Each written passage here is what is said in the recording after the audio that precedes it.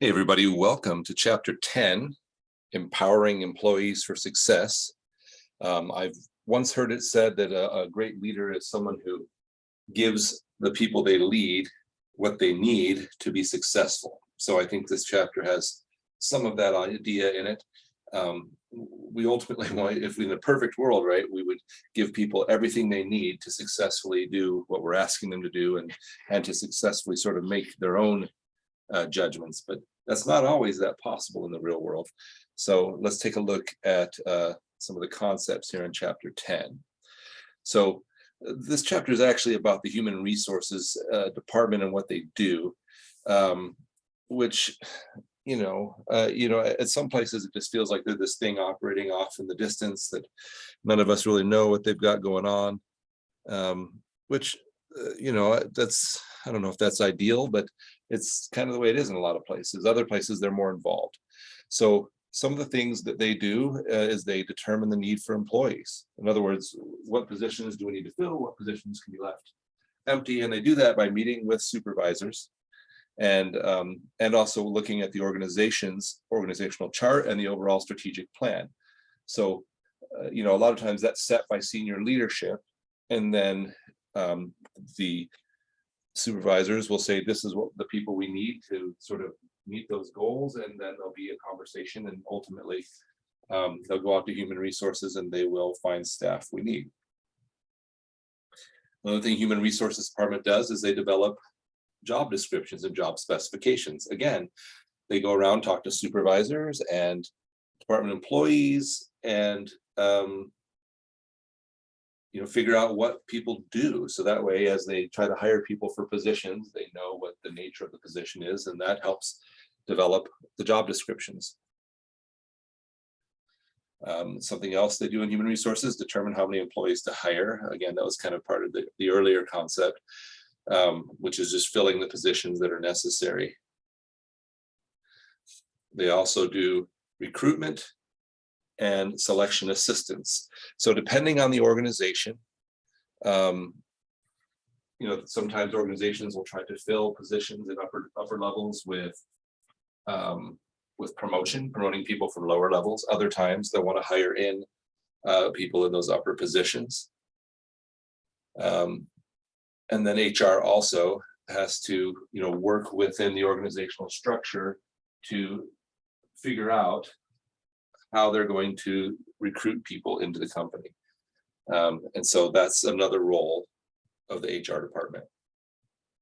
All right, so before we can select people, so this is kind of a subheading of this soliciting for selection, okay? So to prepare for selection, what we have to do is recognize that there are some laws that we are required to follow when we hire people. And those are based on the equal employment opportunity. Both federal legislation and many states have state legislation as well. So we have to make sure that everything we're doing is non-discriminatory and focuses on the job-related requirements. You can't just make up and say, this person must be able to lift 50 pounds if the job doesn't actually demand that they do that. So something they developed is something called the ouch test, which I don't know, I guess it's catchy, but which is we need to make sure that all of the questions we ask in the interviews, anything like tests, anything we give to people are objective, meaning you can grade them to see if they're right or wrong, so to speak, rather than subjective, that they're uniform in application, meaning we apply them to everybody, and that they also don't discriminate against anybody, that they're consistent in effect, and that they have job relatedness. So here are areas of unlawful questions in applications. And these are things you wouldn't even think of sometimes, right? If we ask for someone's maiden name, then we are, forcing them, to disclose their gender typically. We're also forcing them to, to share their thoughts on things like that. Maybe someone didn't want to change their name. And so these things can potentially get us in trouble. Asking about family status, right? Whether or not they're pregnant, how many children they have, even their address and their age. These are things that could be problem creating for us. Because a lot of times you'll have someone that doesn't get hired, and then they'll say, hey, you were discriminating against me. And you'll say, no, we weren't. We don't even know anything about you other than what you submitted to us. And they say, well, you know from my birth date, or you know from my college transcripts how old I am, and you're discriminating on the basis of age. And a lot of times those things are meritless, meaning we didn't really discriminate, but what we're trying to do is, is not get sued. So even if we win the lawsuit, it still took a lot of time and resources. So it's better to just not ask things unless they're job related and necessary. Could citizenship be necessary? Yeah, it's possible. If we're doing the type of work that requires US citizenship, then sure. Anyway, so just recognize that, this isn't meant to scare you from becoming a manager. It's just meant to show you that there's a lot of areas that we don't think about that could potentially create future problems. Okay. Disabilities, education. Again, it's not wrong to ask somebody about education, but if they put on there that they went to, a religious school, like I went to Wayland Baptist University, then recognize that later on they could claim, well, you don't like Baptists or whatever. And I'm not even Baptist. I just happen to go to that university. But again, all of those things create potential issues. All right.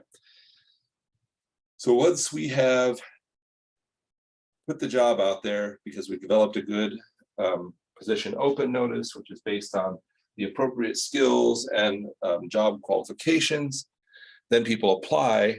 Now we have to review the applicant's background. And so again, what we want to do is kind of review that with the potential supervisor, or in some places like Eastern Arizona College, we have a hiring committee, and everybody kind of goes over that. Sometimes we'll do a social media screening. We don't typically do that here at EAC, but some places do.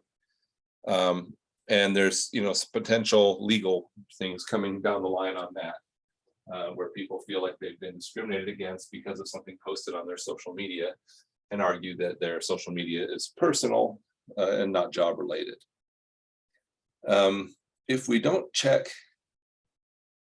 adequately, we can end up with people who have issues that we could have found out about had we checked.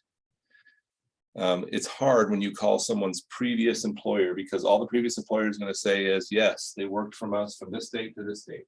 They're doing that to protect themselves from lawsuits, but it's hard. It makes it hard for the people hiring to know much about the people that are getting hired. So we tend to verify references anyway. At least we can say we called and they said, yes, they worked there. Every once in a while, you can, places will give you a fair reference, but it's anymore, they usually just acknowledge that the person worked there. This happens a lot when somebody hires someone and then it turns out that person, has a bad history. And, especially in like public positions, someone hires a teacher and then the teacher does something bad. And then you find out that the teacher has, a history of being fired from schools. You want to at least be able to say, we checked with all the schools they worked with before, and none of them would give us any real information. So we did the best we could. Even better, of course, if you could find out that there really is a problem, and maybe don't hire on the basis of that. All right. Another thing we do as we're preparing to select people is preparing the questions we're going to ask them in the interview. So once we decide who to interview and we've done the background checks, we'll get them in and interview them. And so again, we have to make sure our questions have, relevance to the job we're hiring them for.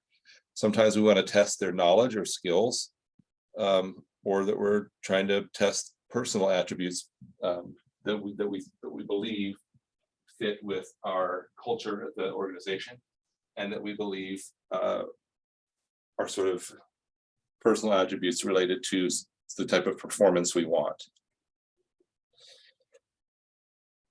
Okay, another thing we have to consider is selection criteria. In other words, okay, so now that we've got their application, we got their resume, and we're interviewed them, well, how are we actually going to choose who gets the job, right? So we have to kind of line out that criteria.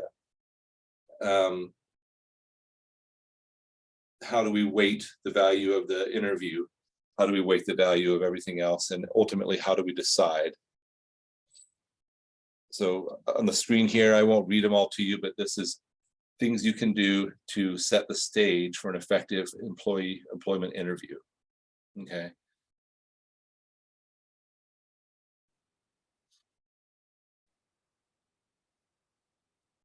Recognize that the goals of the HR department and the supervisor are to find the right person, the one who fits and has the requisite knowledge and skills. So they're going to want to do all these things on the left. And the goal of the applicant is ultimately to get the job. But sometimes, you know, if you're not desperate, which is a good place to be, you're going into the interview trying to figure out, is this the kind of place I want to work? Is this the kind of place where I feel like I could contribute? You know, so figuring out things like what happened to the last person, and is this organization someplace I want to be part of? And then ultimately, like, you know, we want to get the jobs. We want to impress the employer, and we want to communicate the information about ourselves that we need to help us get the job. The employer, like I said, they're trying to find the right person. So here's a list of some of the goals the interviewer would have. Ultimately, we want to hire the applicant with the most potential.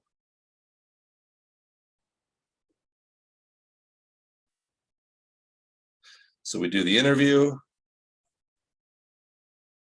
Again, I won't read all this to you. And then ultimately, we make a hiring decision. There's a couple things to look out for.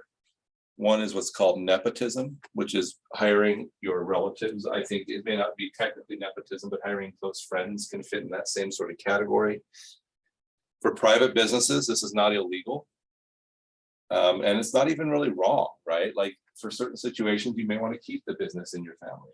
But for public institutions, for example, our college, which is a state-funded college, it would be against the law in some circumstances.